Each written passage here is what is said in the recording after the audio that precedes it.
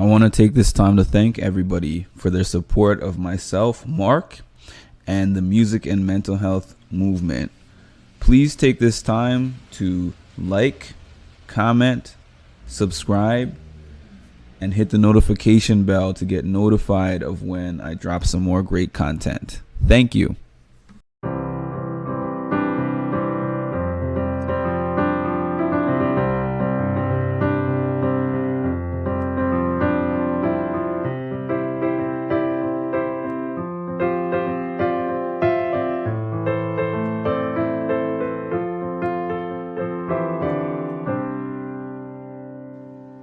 Let's have a conversation.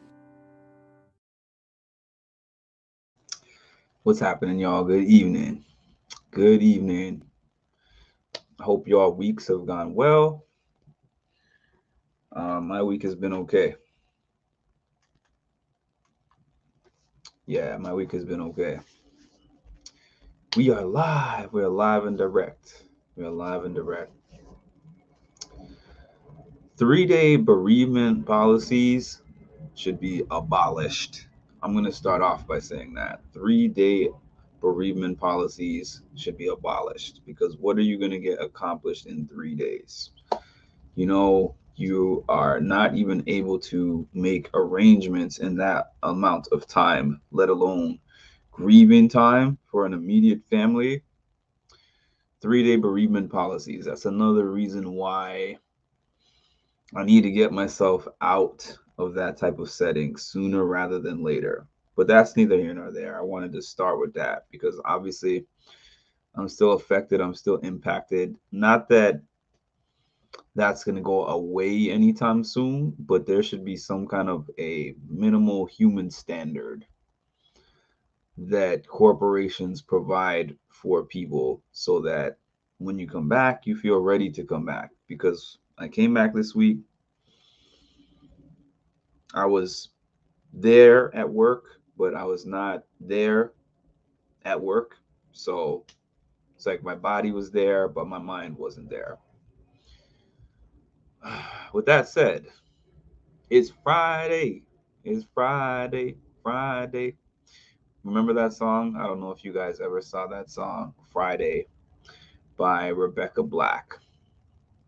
So I had different ideas of what I wanted to do for this segment, but I said to myself, I want to actually go back through some of my old videos and just watch those with you guys. So that's what I'm going to be doing. So I'm going to start with some Big Brother memories here, because that's really what gave me my start. Share screen, window. For some reason, here we go. I'm going to start right here. Was made by the fact that, what's going on, everybody? This is just a quick update of what's been going on that I know of in the Big Brother house. So I said that I wondered when the house came back together if there would still be some semblance of the leftovers or if it would be 4 versus 4. And apparently that decision was made by the fact that Turner decided to stay on his new alliance, the After Party. It's clear that he is just trying to damage control and make it look not so obvious to the other side that he's against them 100%. But then here we go. Turner wins HOH. And here's the moment that we were all kind of waiting for. Is he going to be with this new group that he formed, or is he going to be with his old group? And he decides to put Brittany and Taylor on the block with a backdoor option for Michael. All 3 of those are leftover members. So he's clearly trying to knock off the leftovers. Do I know if that's the best strategy for him? I don't know, because obviously Michael's the strongest in the house. But after Michael, there's Brittany and Taylor. They have both won HOHs, but they're not his strongest competition in actual competitions. So when it comes to Kyle and Alyssa, the thing about them is obviously they're a showmance and they're going to go together. Terrence kind of goes where the wind blows. So I can't really say at this point that Turner's making the best move, but I personally don't really think so. And also, I was a little disappointed that he made that big speech about Taylor and anti-bullying or whatever. And then, he kind of said that he used her and she could have gone up at any point. So it seems like that was more for show. But, we'll see what happens when we hear the post interviews and everything like that. The person who I think benefited the most from the split house twist is obviously Terrence. And the reason it benefited him so much is because of the fact that he was in the dark about everything. He was pretty much in no alliances whatsoever. And all of a sudden, Kyle spills the beans about everything, his main alliances, his side alliances, everything going on. He's like, let me throw it all on Terrence. And then Joseph, in his desperate plea to get in the house, he gives him his side. This is what was said. This is what's going on. So Terrence got hella intel about what was going on in the house. I wasn't sure what he was going to do with it. But when he got into this main house, I saw that Terrence got new life. And here's why. Terrence already knows, for the most part, where he stands with Kyle, Alyssa, and Turner, because they were together for a week. Like they say, they are bonded. Now, in terms of the people that were in the house, Michael, Brittany, Taylor, and Monty, I was wondering if he was just going to clearly let them know there's a line in the sand, or if he was going to try to politic. And he is actually politicked.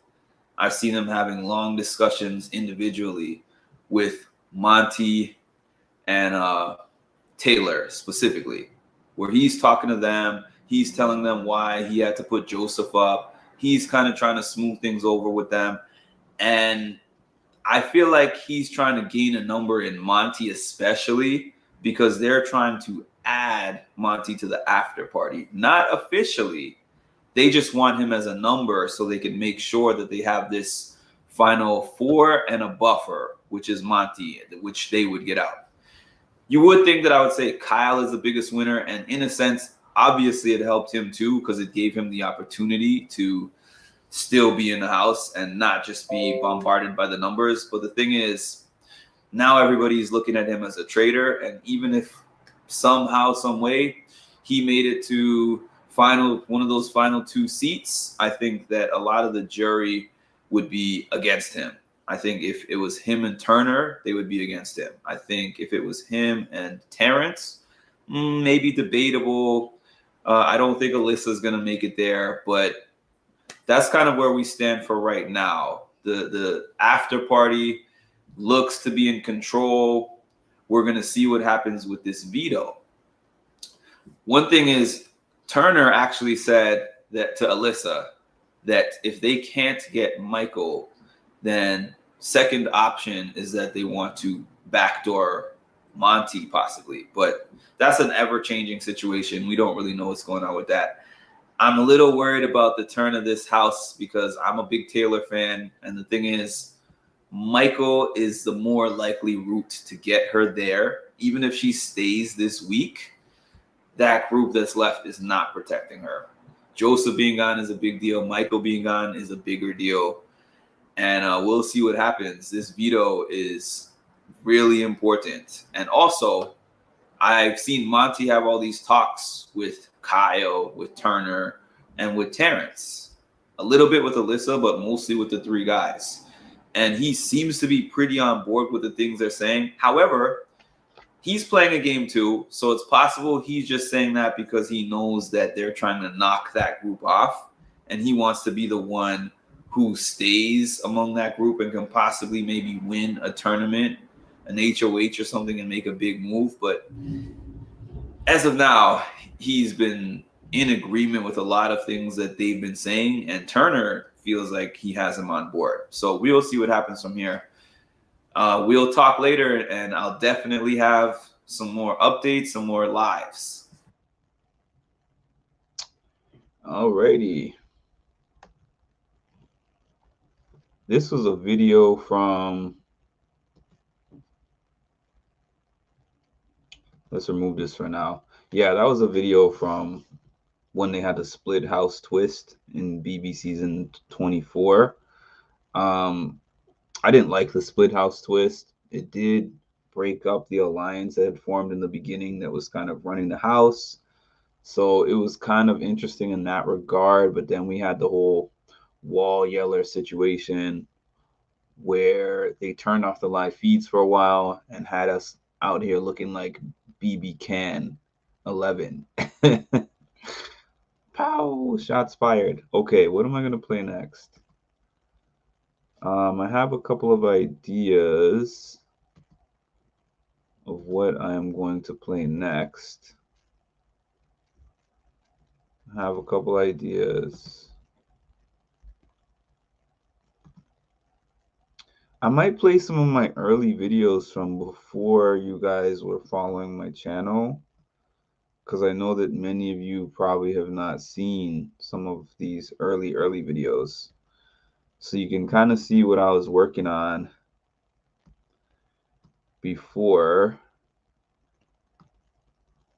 I became known as a Big Brother channel. Here we go. Um, Here we go. I like this one. This one was a video about my guy. Give me a second.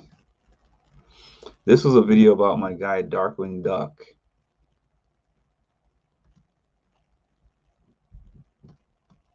I am the terror that flaps in the night. I am the switch that derails your train. I am the jailer that throws away the key. I am the chill that runs down your spine. I am the spider who nips at your neck. I am the little mouse that eats your cheese.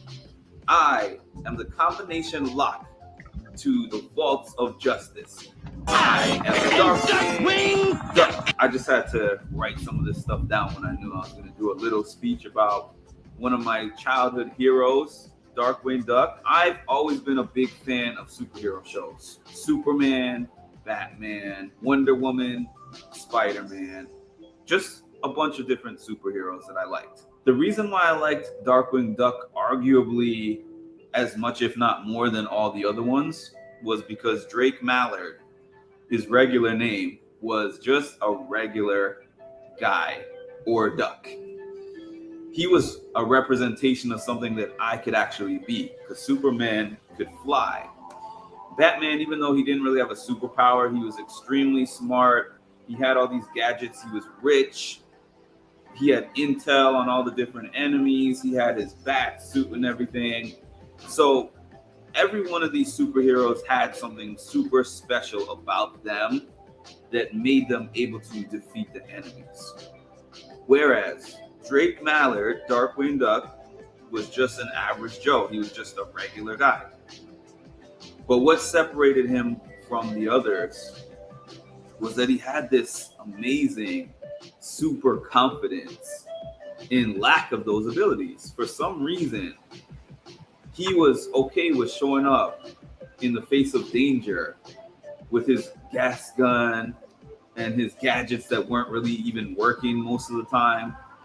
He was willing to show up time and time again. And when he would show up and say one of these catchphrases that I just read out, one of those speeches, the enemies would be like, "Are you done yet?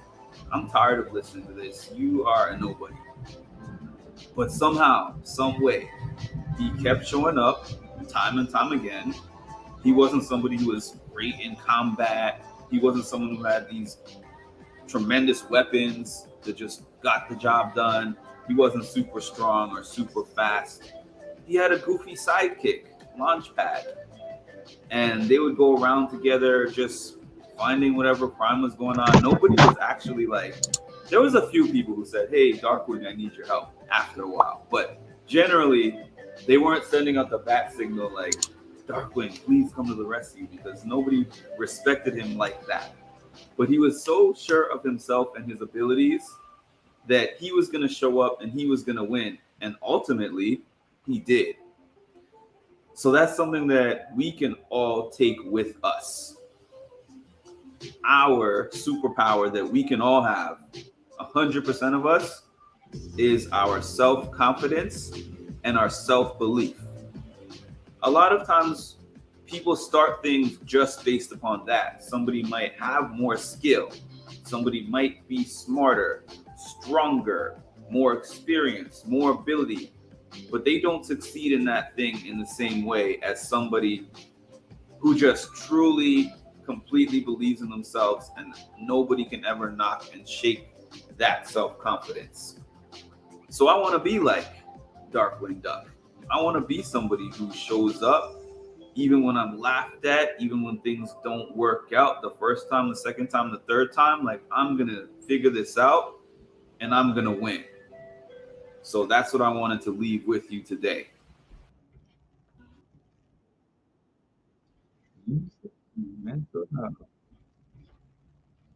Yeah, so that was my video that I made about Darkwing Duck. And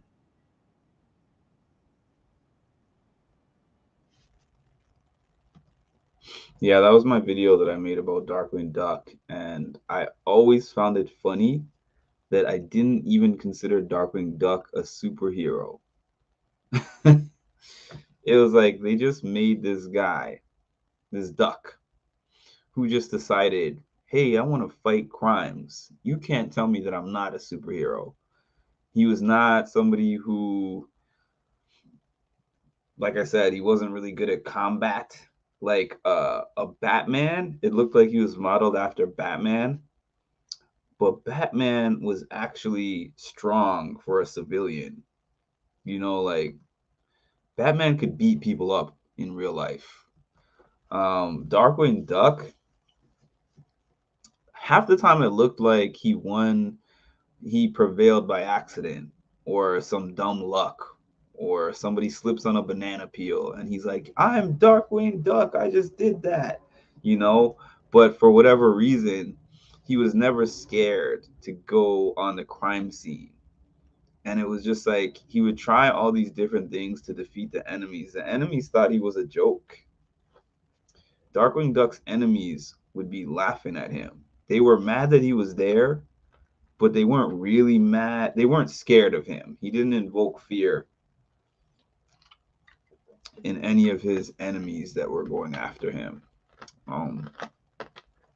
But he still showed up time and time again, and somehow, in some way, yeah, Rich, he got the ball rolling to the inevitable win. Somehow he always managed to win.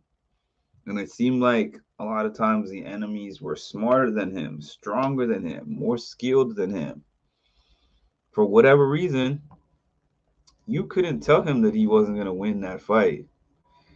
And he always did. So that was my Darkwing Duck video. Let me find the next one. I have a lot of videos on this channel that people probably haven't seen, because I've been doing this for a while. I think some of you saw my open mic night video, but still, I like music. So I'm going to put it on again. And while I do that, I'm going to also grab my charger because my computer's dying.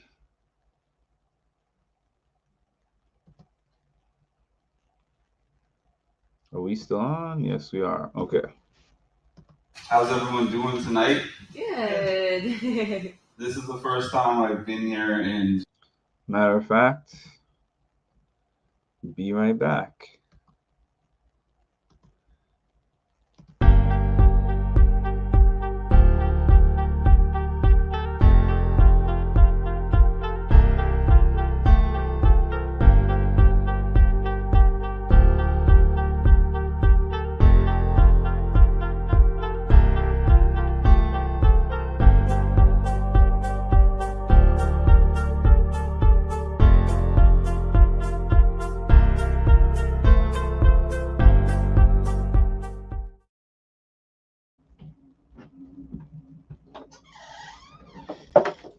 All right, let's play this video now. I'm just plugging in my charger. Over a year, of course, because of COVID and this place not being open for a lot of that time. And the last time I was here, there was quite a few people, and I always get nervous speaking or performing in front of crowds. When I was younger, speaking in front of crowds was one of my worst fears, as it is for a lot of people. And I remember that in school, I used to write these epic presentations. They were really good and they were really long and well thought out. And then I would get up there, and then the page would blur, and I would begin and I would just be nervous, and I would actually skip through the majority of it, and I'd finish and I'd get a C or a D, and I'd be so upset with myself. There's tips and tricks on how to get around. Yeah, funny thing about that story that I was telling, I would never have seen myself running a YouTube page where I'm just talking. I mean, it's different. It's different on the internet because I don't have a crowd in front of me. However, that major fear that I used to have of public speaking is not there anymore. I still get a little nervous. I'm not Eric Thomas or one of the, epic public speakers or anything like that who give these big, rowdy, motivational speeches. But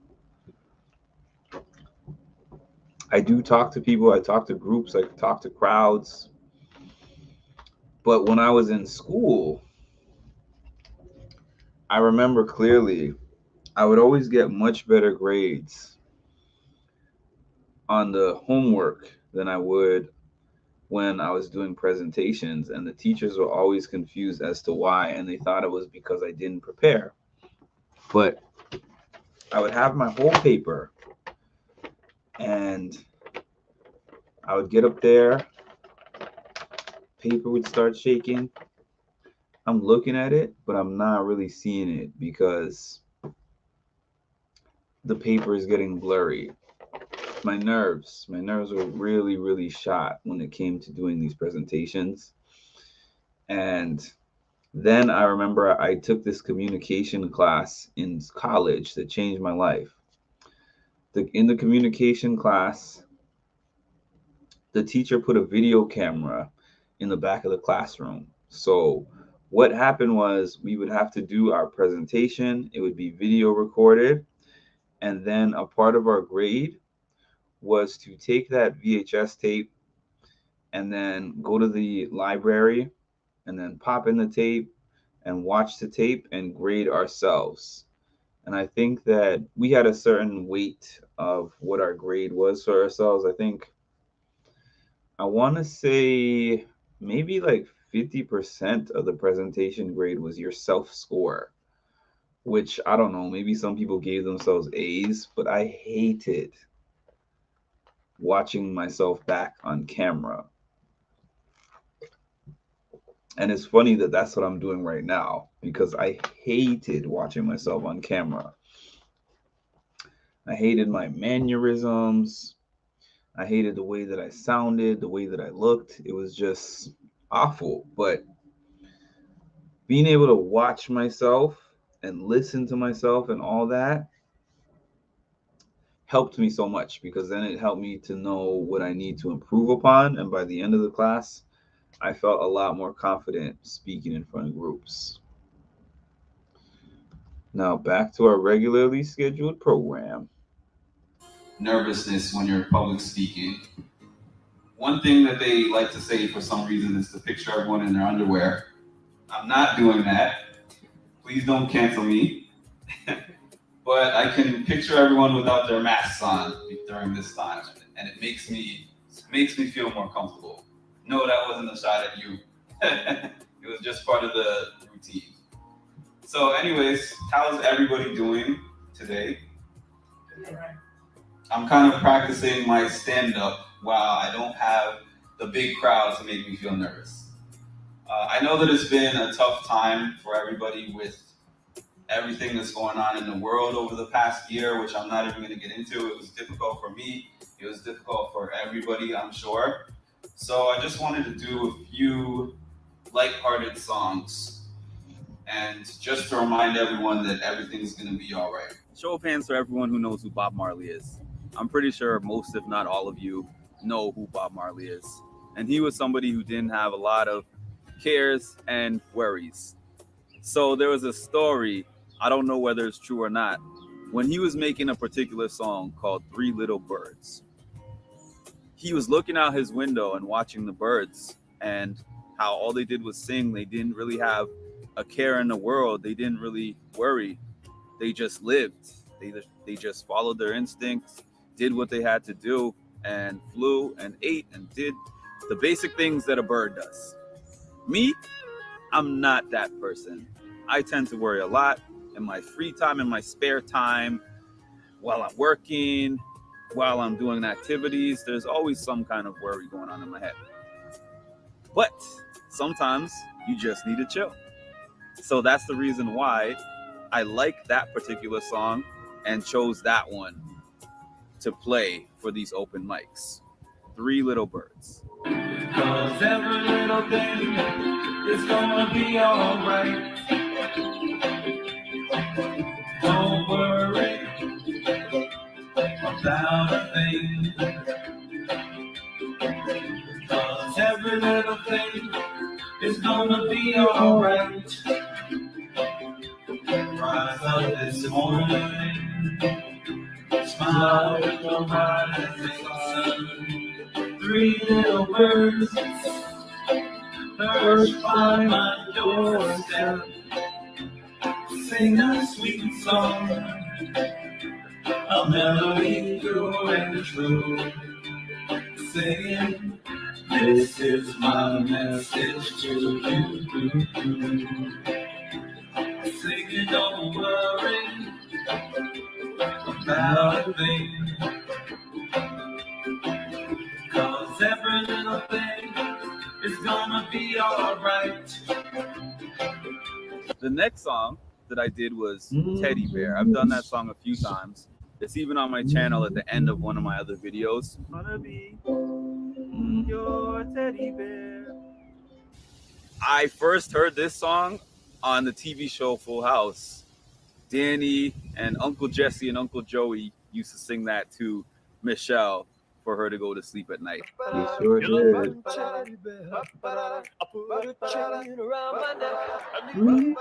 Rest in peace, Bob Saget. And the reason how I started singing that particular song was one of the first karaoke nights that I ever participated in. They had a CD, and the CD was all just full of oldies, and that was one that was on there. And I was like, this is a perfect song. It's right in my range.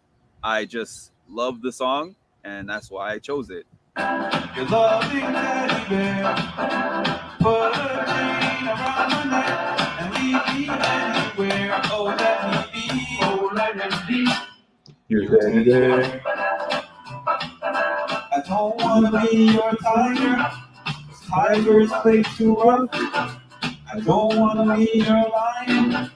Lions ain't the kind you love enough. I want to be your teddy bear. Put a chain around my neck and leave me anywhere. Oh, let me be. Oh, let me be your teddy bear. The last song that I picked was a popular song from a popular movie, The Lion King. That's a timeless classic. I don't care what you say, I could watch that movie today. Unpopular opinion, maybe to this generation, I like it more than the animated one. I loved that one too, but all the music was just classic. I could go through all the songs and all the lyrics of the original 1994 Lion King. And one of the songs that I loved the most was A wimboa, a wimboa, a wimboa, a wimboa in the jungle. I'm not gonna go through it because you're gonna see the clip, but yeah, that's why I picked that song. In the jungle, the mighty jungle, the lion sleeps tonight. I miss karaoke In night. the jungle, the quiet jungle, the lion sleeps tonight.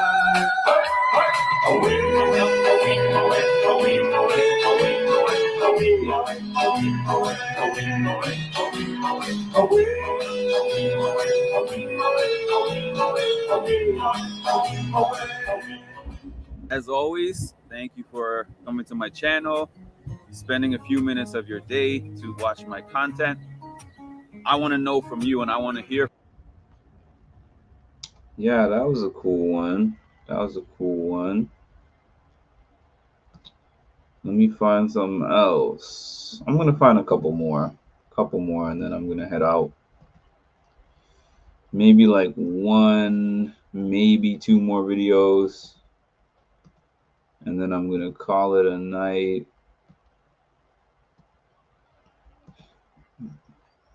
Let's see. Let me try to make it a good one. Let me try to make it a good one. Ooh. I like that, but I'll say that for later. Oh yeah. I wonder if you guys saw my polar plunge. I wonder if you all saw my polar plunge video. When I took the polar plunge, it was freezing. I don't know what made me do that, but I decided to do the polar plunge. Finished a Deca Strong, followed that by a 2.2 mile run. Now I'm doing something I thought I would never, ever, ever do in my life. I'm gonna be in that water for a polar plunge. It's gonna be quick, so you better have your eyes open. I ain't diving in there. I'm just getting in as quick as possible and getting right out. Getting ready to do this polar plunge. I don't know what made me sign up for it, but we'll see what happens in the next 30 seconds.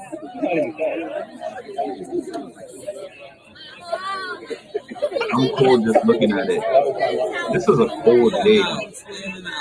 Like 20 something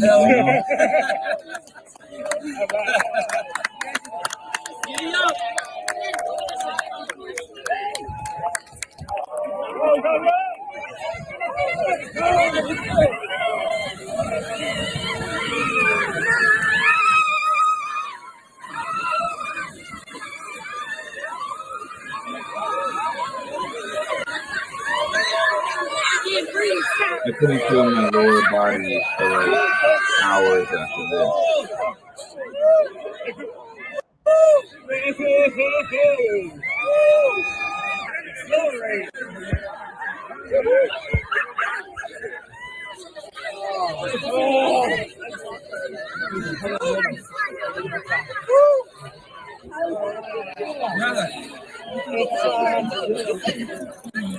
I don't feel my feet. Yes. But I don't feel my feet. I did not feel my feet.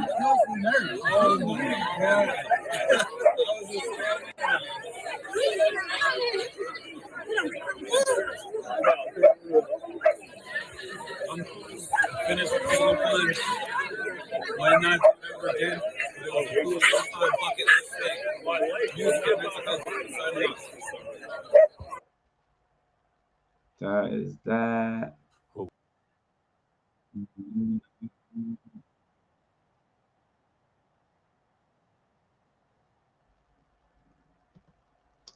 Thank y'all for joining me on my live, and I will talk to y'all soon. Have a great Friday evening.